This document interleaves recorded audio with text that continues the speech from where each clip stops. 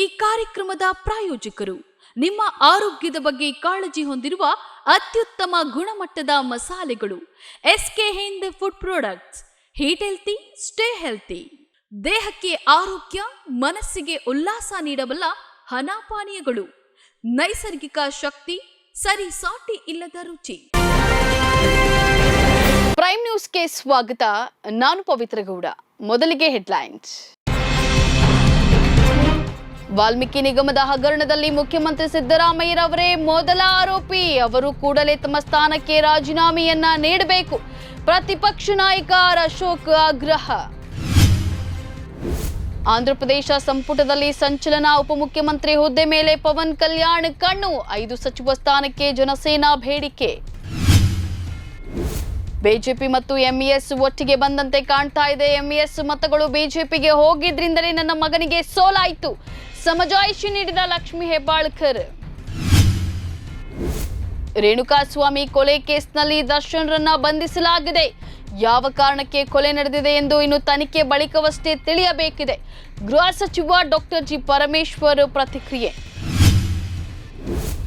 ದೃಶ್ಯಂ ಚಿತ್ರದ ಖ್ಯಾತ ನಟನಿಂದ ಅತ್ಯಾಚಾರ. 4 ವರ್ಷದ ಬಾಲಕಿ ಮೇಲೆ ದುಷ್ಟ ಕೃತ್ಯ. ಸ್ವತಃ ಅಮ್ಮನಿಂದ ದೂರು ದಾಖಲು.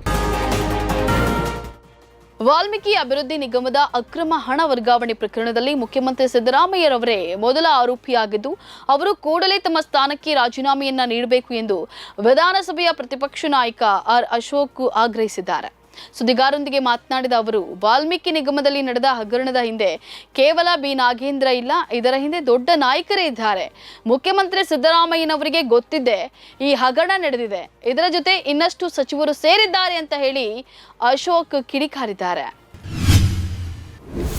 ನಟ ರಾಜಕಾರಣಿ ಪವನ್ ಕಲ್ಯಾಣ್ ಅವರು ಆಂಧ್ರಪ್ರದೇಶ ಸಂಪುಟದಲ್ಲಿ ಉಪಮುಖ್ಯಮಂತ್ರಿ ಸ್ಥಾನವನ್ನು ಬಯಸುತ್ತಿದ್ದಾರೆ ಎಂದು ಮೂಲಗಳು ತಿಳಿಸಿವೆ.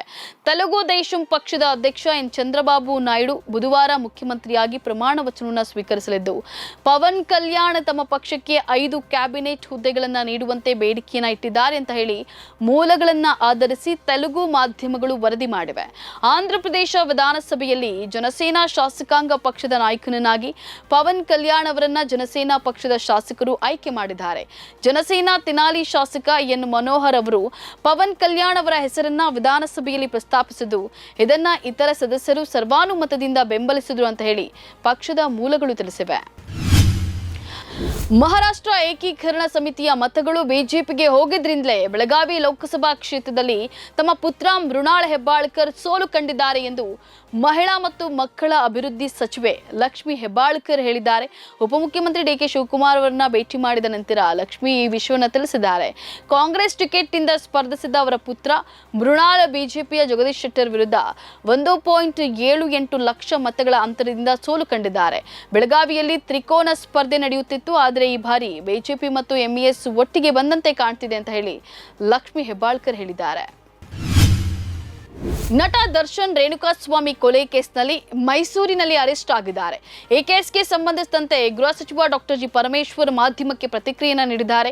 ರೇಣುಕಾಸ್ವಾಮಿ ಕೊಲೆ ಕೇಸ್ನಲ್ಲಿ ದರ್ಶನ್ರನ್ನ ಬಂಧಿಸಲಾಗಿದೆ. ಬಂಧಿಸಿರುವ ಆರೋಪಿಗಳ ವಿಚಾರಣೆ ಮಾಡುವಾಗ ದರ್ಶನ್ ಹೆಸರು ಬಂದಿದೆ ಎಂಬ ಮಾಹಿತಿ ಇದೆ. ಇದರ ಮೇಲೆ ಇನ್ನಷ್ಟು ತನಿಖೆ ನಡೆಯಬೇಕಿದೆ. ಅಲ್ಲಿಯವರೆಗೂ ಇದರ ಬಗ್ಗೆ ಏನು ಹೇಳೋಕ್ಕಾಗಲ್ಲ ಅಂತ ಹೇಳಿದ್ದಾರೆ. ಈ ಕೇಸ್ನಲ್ಲಿ ಅವರು ನೇರವಾಗಿ ಭಾಗಿಯಾಗಿದ್ದಾರಾ ಇಲ್ವಾ, ಯಾವ ಕಾರಣಕ್ಕೆ ಕೊಲೆ ನಡೆದಿದೆ ಎಂದು ಇನ್ನು ತನಿಖೆ ಬಳಿಕವಷ್ಟೇ ತಿಳಿಯಬೇಕಿದೆ. ಈ ಸಂದರ್ಭದಲ್ಲಿ ಹೆಚ್ಚೇನು ಹೇಳಲು ಸಾಧ್ಯವಿಲ್ಲ ಅಂತ ಹೇಳಿ ಗೃಹ ಸಚಿವ ಡಾಕ್ಟರ್ ಜಿ ಪರಮೇಶ್ವರ್ ಹೇಳಿದ್ದಾರೆ.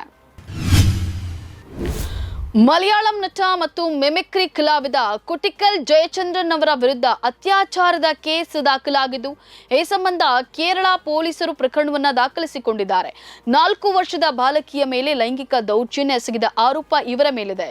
ಈ ಹಿನ್ನೆಲೆಯಲ್ಲಿ ಮಕ್ಕಳ ಲೈಂಗಿಕ ಅಪರಾಧಗಳಿಂದ ಮಕ್ಕಳ ರಕ್ಷಣೆ ಕಾಯ್ದೆ ಅಂದ್ರೆ ಫೋಕ್ಸೋ ಅಡಿಯಲ್ಲಿ ಪ್ರಕರಣ ದಾಖಲಾಗಿದೆ.